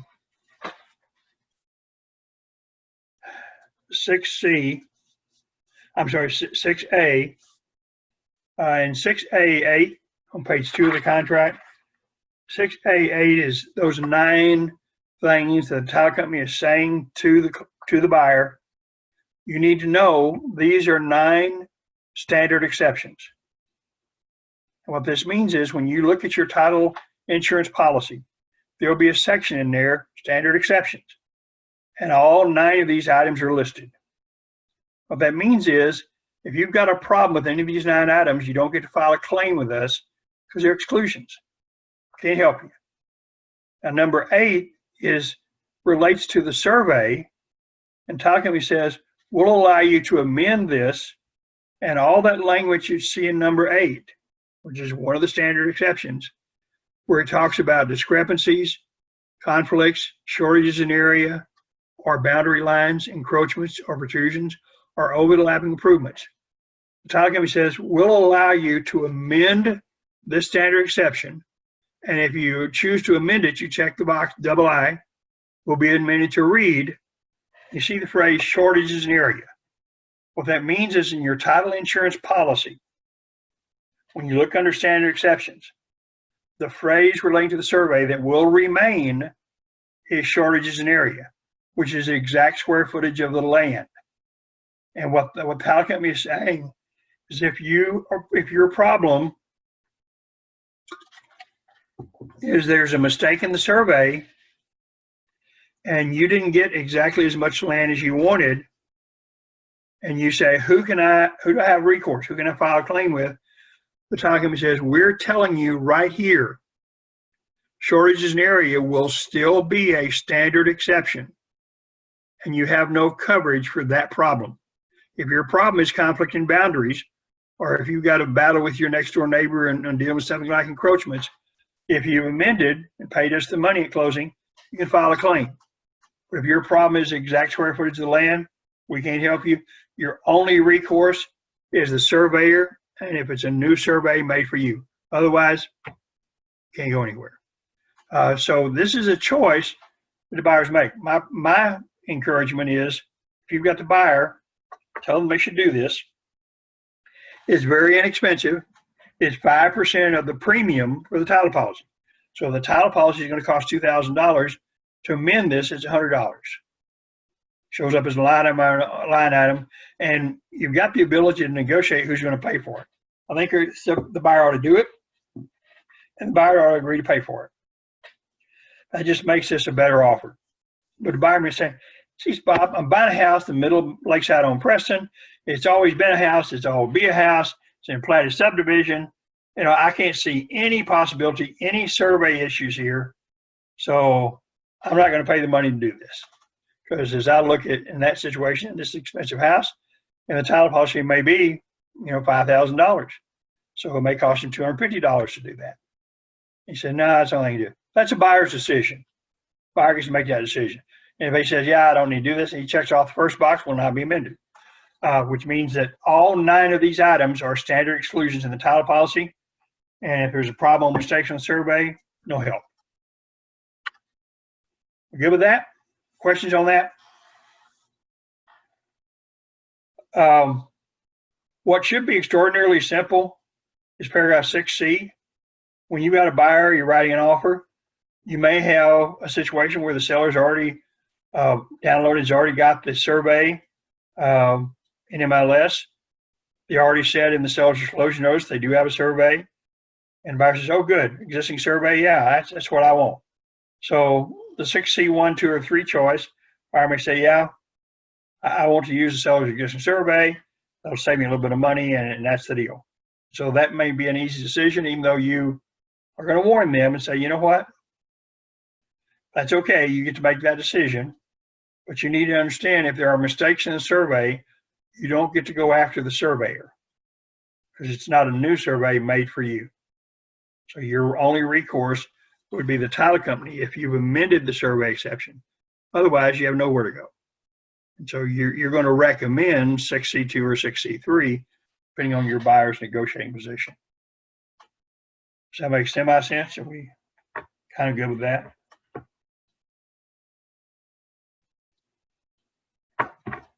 Questions on 6C1, 2, or 3? When you sit down with your buyer, let's say 6C1, you got a blank there. You're going to recommend to your buyer, even though they don't listen to you on new survey, they're going to do 6C1. So the number of days should be fairly short, probably 5 days. Seller either has it or they don't. And you will get it right away as you work through it and find out if it's going to be acceptable by the title company and buyer's lender. 6C2, if buyers listen to you, then they're going to use 6C2, where the buyer's going to obtain a new survey. Your buyer probably doesn't want to order up a survey until he feels like his deal is looking pretty good. So he's probably going to put something like 20 days in there. Give himself enough time to get past repair amendments and all those things, and even some financing. It is 6C3. If buyer's got a strong negotiating position, and he's going to want the seller to provide and pay for a new survey, the timeline is less important for the seller. He almost certainly still wants to at least get past the option period. But if the seller provides and gets a new survey and the deal falls apart, he's got a new survey that can almost certainly be used for the next transaction. We good with that? Questions with the 6 C's? 6D, objections. Here's an assumption that I'm making, or a presumption, whatever you want to say it is, that maybe I shouldn't be making. But I'm presuming that as you sit down and talk to your buyer, or you represent the seller and you're sitting down with your seller and going over an offer, that your client is looking at these blanks, and your client either has something in mind, or your client is making a decision and saying to you, says, okay, I see this big blank in 6D. I see this is things I get to object to. Maybe you got a buyer who say, so tell me how important this is. What's the deal here? What am I doing to create an objection? And this big blank, the real purpose of this big blank, if there's something really important the buyer wants to do with this property, build a detached garage, put an in-ground pool, use it as investment property. If there's something important this buyer wants to do, by putting something in the big blank, he has created a right to object, a basis for objection he otherwise might not have. If the buyer wants to build an in-ground pool, he doesn't say anything about it, and he gets a survey and a commitment, and there are easements running through the backyard that keep him from building an in-ground pool. So I object. These easements are going to be in my way. It's not a good thing. Buyer doesn't get to object because easements are something the buyer can object to based on the language in 6D. He has to put something in there to create a right of objection. And it's something that creates the buyer's right and the buyer's responsibility to confirm whether or not he can fix this problem. It is not the seller's responsibility to solve this problem or tell the buyer you can or cannot do it. It's the buyer's responsibility. So when you put something big blank, now make sure the buyer doesn't just stick something in there to be putting something in there. It needs to be important because it clouds the offer. Now in the little blank beneath the big blank, this can never, ever, ever be blank. You've got to have a number in there. The buyer has to have a number of days, or as a minimum, it creates dispute. It's a bigger problem if you have a seller than if the buyer. Because the problem is this is a limiting number of days, because this number of days are closing whichever comes first. And if it's blank and the buyer wants to object, wants to know how much time, the buyer says, well, seller, you didn't limit how much time I have. I've got all the way to closing. We don't want to have that happen. So you always want a number of days there. It's usually a short time frame, 3 days, 5 days, something like that. But you want to make sure, in fact, that you really have done that. So objections, have that conversation with your buyer, see what it is he wants to do with this property, and then work through the situation of make sure he's created a right for objection that he otherwise might not have. Question on that? We good? Objections? Your next big thing here in the contract, on page 4, paragraph 7. When you're sitting down with your buyer, one, you'll have the information whether or not your buyer has received the seller's disclosure notice or not. If your buyer has received the seller's disclosure notice, then 7B is taken care of. You check off 7B1, buyer has no rights to termination related to the seller's disclosure notice, problem solved, deal done.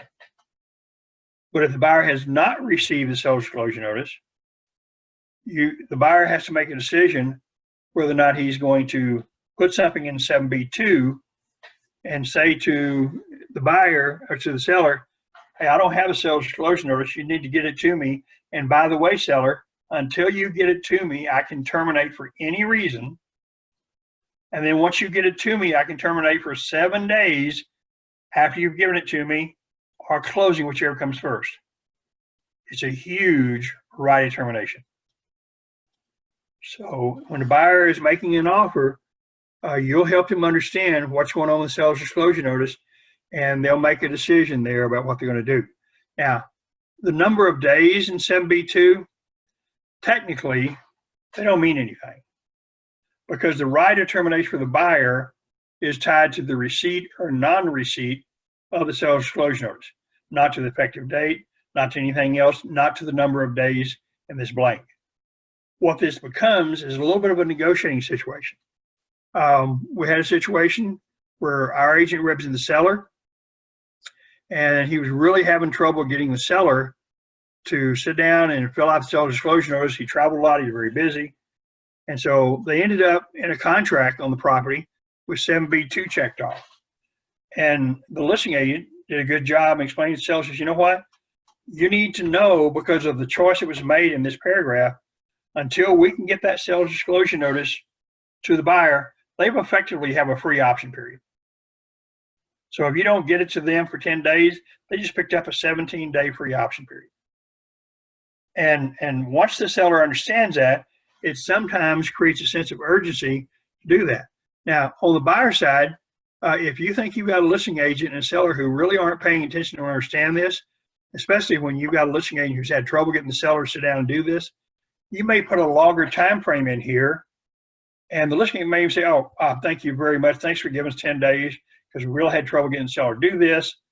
And you silently in your mind say, well, thank you for the 17-day free option period. Because your buyer's saying control the contract during that whole time frame as you work through that. So it becomes an interesting little negotiating thing. Now, if your buyer says, I want to see this information as soon as possible. I want to know what the seller says about the property. I want that information as you work through it. The reality is we can put a shorter time frame here, but there's nothing in here that makes the seller do it. If the penalty to the seller by not delivering this to the buyer is the buyer's right of termination. Seller's not in default. Seller doesn't have to create a situation. Buyer's not going to be able to sue the seller for it. Seller simply has given the buyer this right of termination. That's penalty. So buyer can't say, well, I gave him 5 days. He didn't get it done in 5 days. We're going to go to paragraph 15, the default paragraph, and we're going to sue him. Really? What are you going to sue him for? Now, you're going to tell your buyer, sit down with a good real estate attorney and discuss this. But the remedy for the seller not getting to the buyer is within the paragraph itself and giving the buyer's rights termination. So we need for our client to really understand what's going on there. And parties should not be checking off 7B3 unless the seller is in fact one of those 11 sellers who are exempt from doing seller disclosure notice. Not ever having lived in the property, being clueless about the property doesn't get you on the list. Buying the property sight unseen doesn't get you on the list. Question on that? We good? 7D, everybody understands these are as-is contracts, and everybody accepts this when 7D1 is checked off. The only time this buyer is going to check off 7D2 if he knows something right now that he wants the seller to agree to do. Maybe he wants the seller to agree to put on a new roof, and he wants that in the original contract. Or he wants the seller to fix those broken window panes in the master bedroom, and he wants that in the original contract. This is where he would put that. So that later, when the buyer does inspections and tries to negotiate other repairs, he's not successful, at least he's got the seller for this repair in the original contract. And it can never be any reference to a future event. Can't be subject to lender required repairs, can't be subject to an inspection, can't be any of those general phrases, and it actually tells you that right in 7D2. Has anybody had a challenge with this whole as-is kind of thing and how that works? Look on page 5, paragraph 9.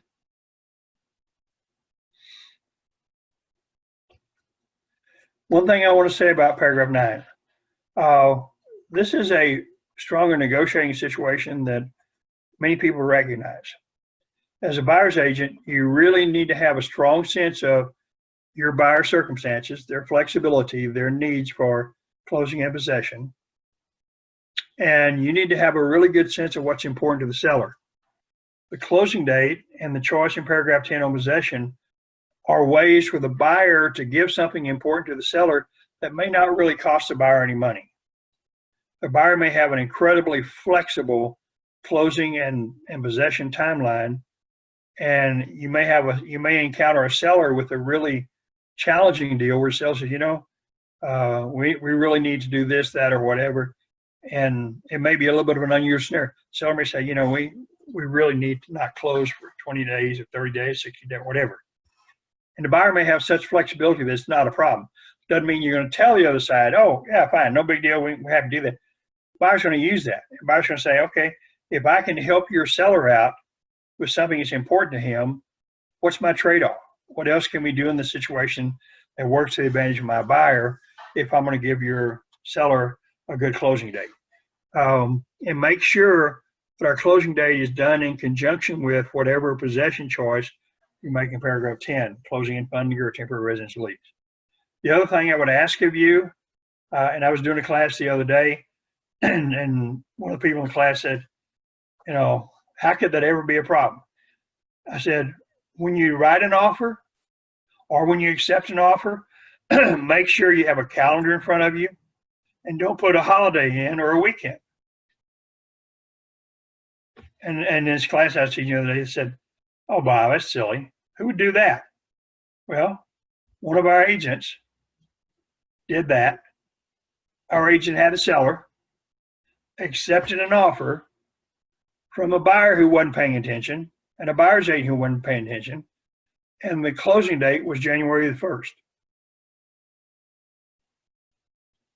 That was a problem.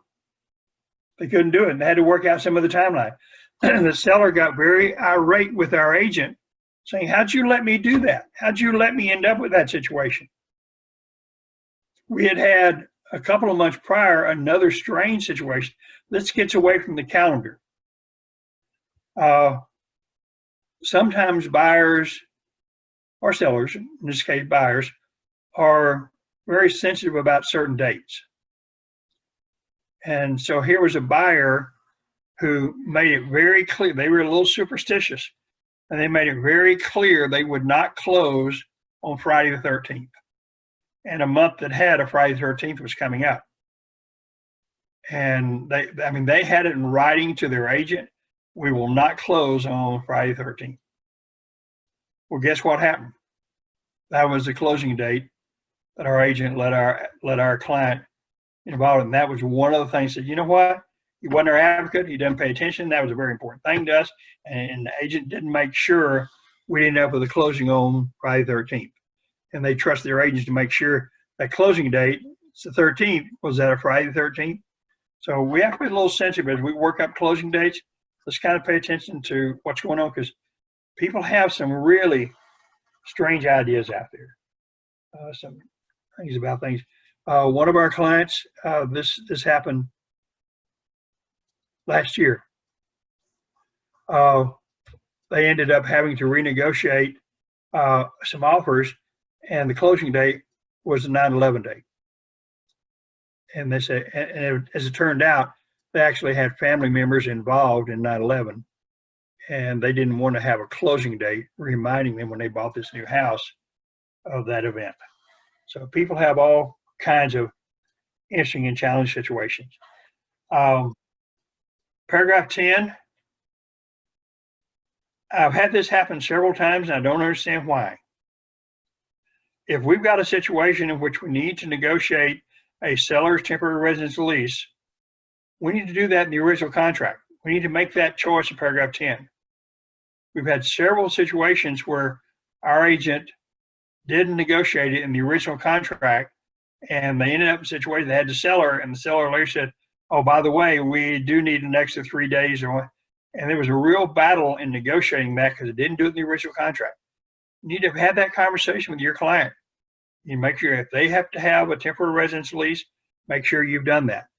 And make sure that if your client's going to do a temporary residential lease, make sure they pay attention to the consult your insurance clause that's here and in paragraph 16 of the lease.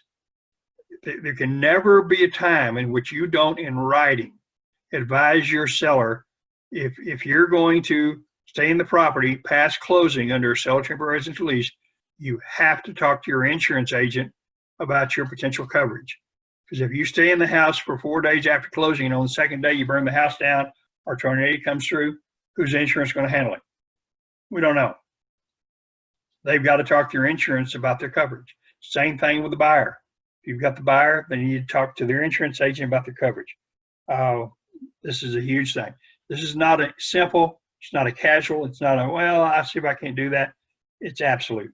You just absolutely have to do that. Major thing. The only reason I'm saying that is we've had it happen. We just have had it where they try to negotiate it after the fact, doesn't get done. So you got to do that right up front.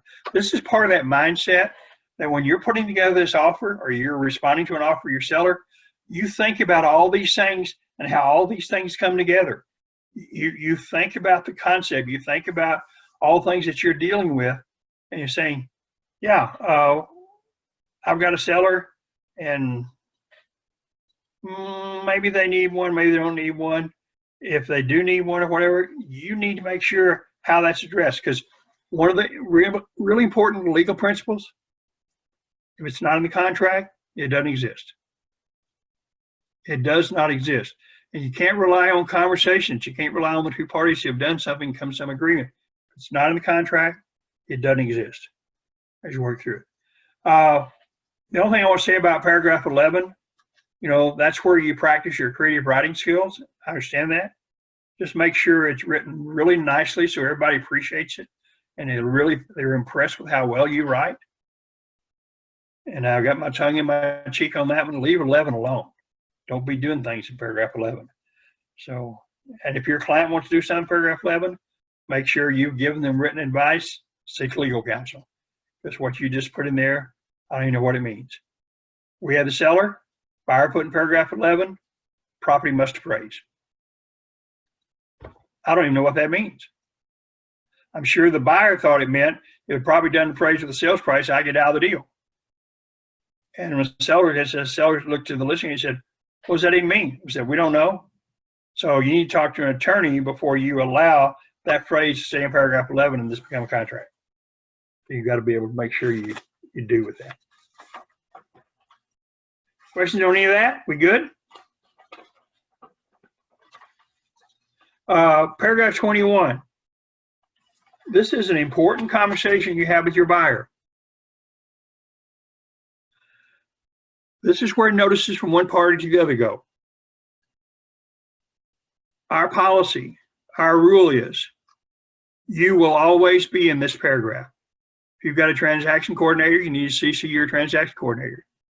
You will always be in this paragraph because we don't want our client to get a notice that we don't know anything about. Marcia says, thumbs up, yeah.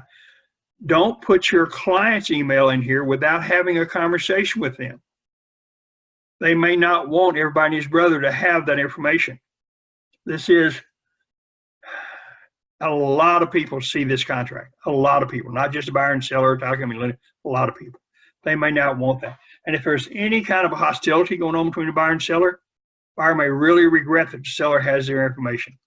So don't automatically put it in there without having that conversation. There are other ways for us to get that information to the title company. Of course, the lender already has it in their situation.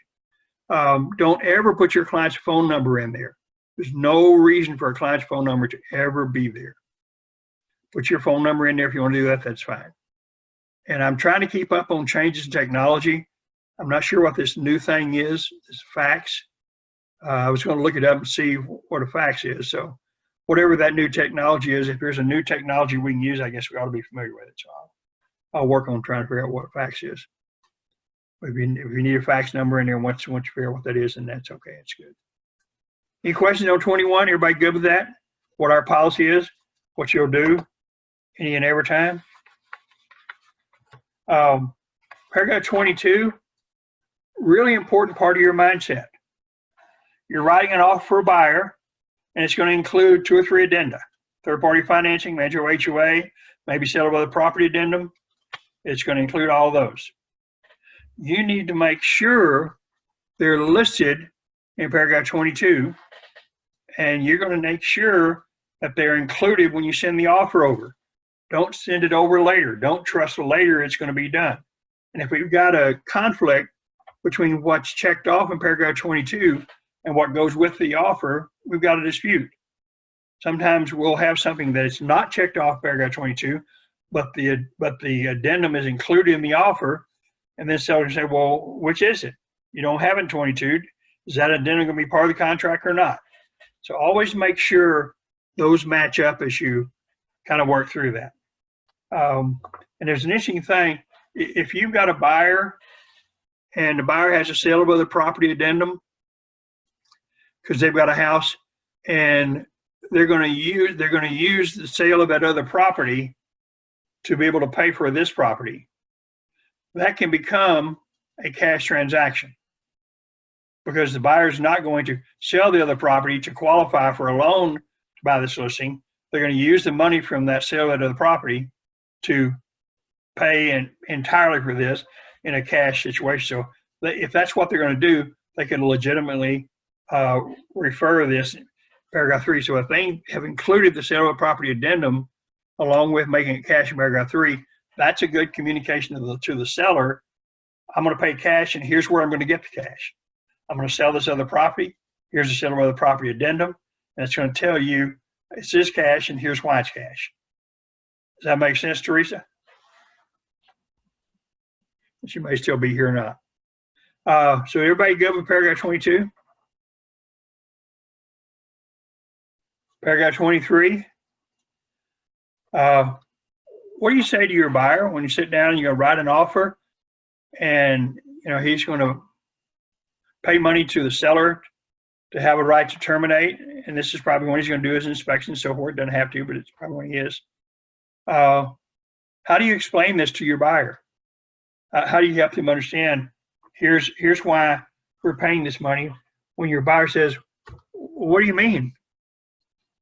So this means that just for the honor of writing an offer and being in contract with a seller, I've got to pay him money for that?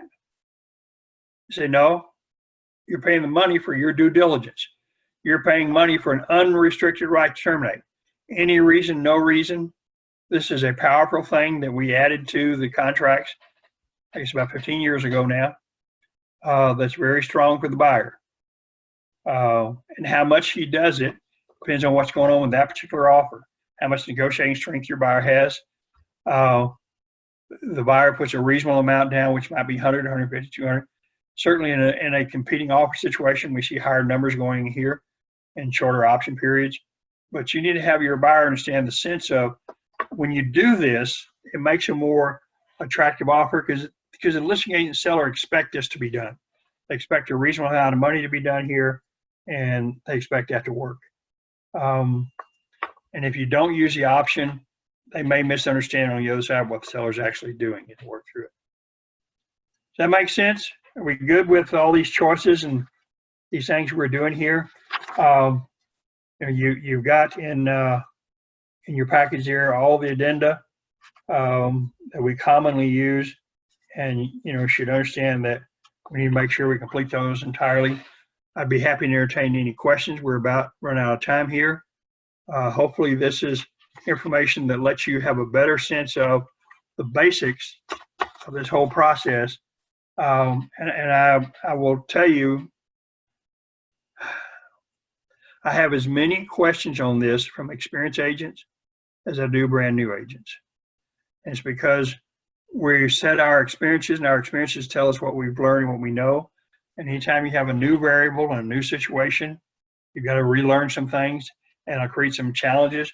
And if you'll stay with these steps, these basic steps, control the scenario, keep your client in control so they don't emotionally react, it'll be a major benefit for you as you go through the process. And I think you'll find this is really a nice, good, simple process you can work through that'll make it work for everybody. I appreciate everybody being here. Any questions anyone has? Connie? Yes, I do. I have a question. Can we go back to 7B? Yeah. Okay, number 3. Yeah. When the seller is not required to furnish a seller's disclosure. You said there's a list of 11 that this pertains to? Yeah, in section 5.008 of the property code, which you see listed in paragraph 7B, there are 11 sellers who are exempt from completing the seller's disclosure notice. You should be familiar with those 11 sellers. And it's right there. It's in the, you can Google it up. It's an easy list.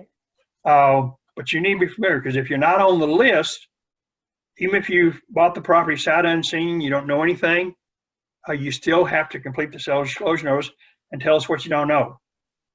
Even sellers who are exempt still have to disclose any known defects. So you may have someone who is inheriting a property. They've really never seen the property. They don't know anything about it. They're not exempt, because if they now own the property, they just went off the exempt list, and they may know some things. They may have, some information about their, deceased parentage, foundation issue, anything they know about the condition of the property and defects. If they know it, even though they don't have to complete a seller's disclosure notice, they have to disclose what they know. Does that help, Connie? Does that kind of answer that? Okay. Good question. Yes, and I will Google that and look up the list of 11. Yeah, you can do that, or you can go to the TREC website, and it also has it. When you take your next Legal 1 and Legal 2 class, which is 2020, 2021, they're new this year, you'll see that list, because there's a chapter in there. I want to say it's in Legal Update 2 that actually talks about seller's disclosure and lists those 11 in there. Okay. Okay. Okay. Guys, thank you. That helps. Thank you. Very, very, very much. I appreciate you being here and Zooming to help me a little bit to see everybody. And I wish you a really, really good day. Everything is smooth and easy. Continue to be safe out there. And I think that we're coming back big time, and we're seeing a lot of action. People are still buying, people are still selling.